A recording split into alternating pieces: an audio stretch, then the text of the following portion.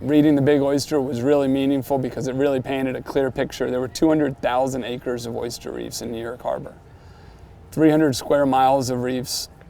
This was oyster capital of the world. 50% of the world's oysters were coming out in New York Harbor. At its core, really, I think the Billion Oyster Project is an urban estuary rewilding project that is aimed to connect more and more young people to nature and to wilderness. My name is Murray Fisher. I'm the co-founder of the New York Harbor School and the co-founder of the Billion Oyster Project, and I run the New York Harbor Foundation that supports us too. And today we're out on Governor's Island, which is the home of the New York Harbor School and the Billion Oyster Project, right 172-acre island in the middle of New York Harbor. But New York Harbor used to be one of the most bioproductive places on planet Earth. My name is Pete Malinowski. I'm the director of the Billion Oyster Project. New York Harbor used to be totally full of oysters, and they were the backbone of a vast and productive ecosystem. And there's nowhere on Earth that kind of abundance exists anymore because we've removed all the animals from all those places. We had virtually eaten the last ones, and the ones that were left when they died, they couldn't reestablish themselves because the water quality was so poor. I had started the Harbor School, which was in Bushwick, Brooklyn at the time, a marine science and technology public high school. And we were trying to engage more and more kids in caring about, learning about, studying the marine environment. And on Saturdays, we had an oyster gardening program that we did with a New York, New Jersey baykeeper. It became clear that the project could exist outside of Harbor School and could be a larger initiative. And so Murray and I started throwing around the name Billion Oyster Project as both an exciting initiative that we can involve a lot of people around, and also as a very practical way to engage Harbor School students directly in the work of restoring the harbor. So oysters are what they call ecosystem engineers. That means that they have a disproportionately positive impact on their ecosystem. And an oyster, just like coral reefs, build on top of each other and self-aggregate and grow on top of each other to form reefs. Just like coral reefs in the Caribbean, oysters are the temperate water analog to coral reefs in the Caribbean. And so they are the keystone species for New York Harbor. So it's the habitat, which leads to biodiversity, that leads to more abundance of fish and other related marine species. It's the water clarity and the water quality. And then the third is oysters played an important role in resilience. Actually, those huge oyster reefs would slow down storm action and storms that would come to New York.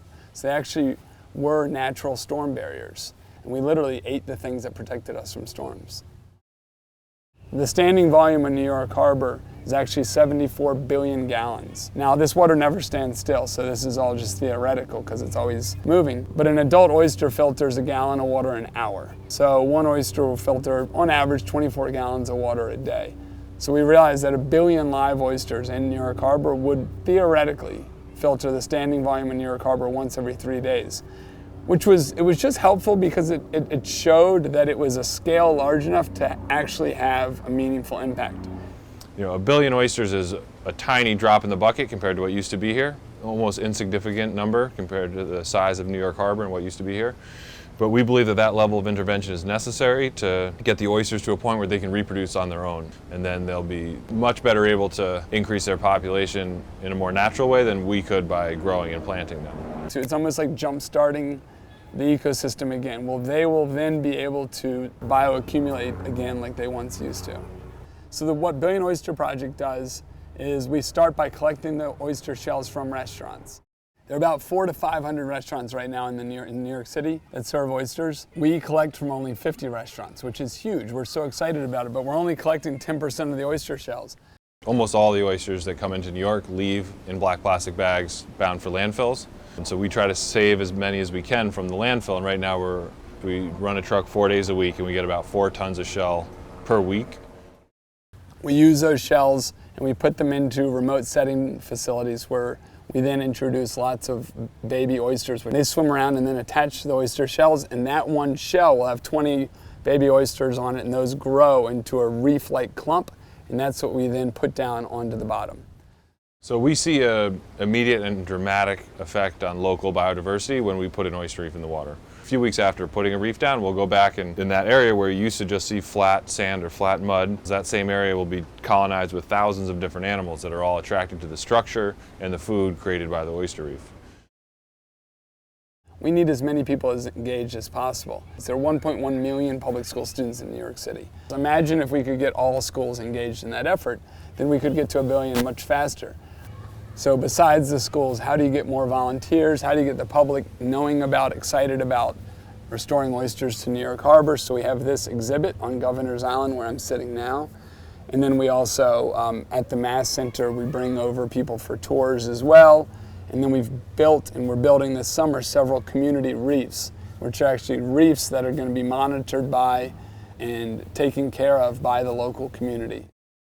When you try to create a movement, I think you really need an organism that captures people's imagination. In the last 15 years, there's been a total oyster renaissance in New York City. Being able to make that connection between that experience and restoring the environment is a really powerful thing.